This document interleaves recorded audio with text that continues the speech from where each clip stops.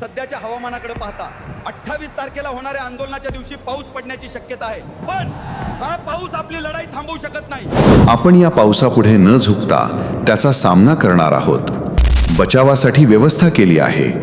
काही जण गाडीत, काही मंडपात थांबू शकतील। आपला हा लढा एक दिवसाचा नाही, हा कित्येक वर्षांचा संघर्ष आहे। शिवरायांच्या मावळ्यांनी याहून भयंकर पावसाचा सामना करत स्वराज्य निर्माण केलं होतं। पंजाबच्या शेतकऱ्यांनी 6 महिने पावसात थंडीत आंदोलन केलं। 75 शेतकरी शहीद झाले, पण मागे हटले नाहीत। मग आपण का मागे हटायचं? पाऊस हा अडथळा नाही, तो आपल्या लढ्याचा साक्षीदार ठरणार आहे।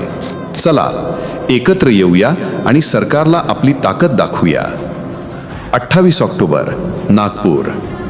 पाऊस नाही अडवणार, शेतकऱ्यांचा लढा चालूच राहणार। हा पाऊस आपल्याला रोखणार नाही, कारण आपण पावसासारखेच अडथळे फोडत वाहणारे आहोत।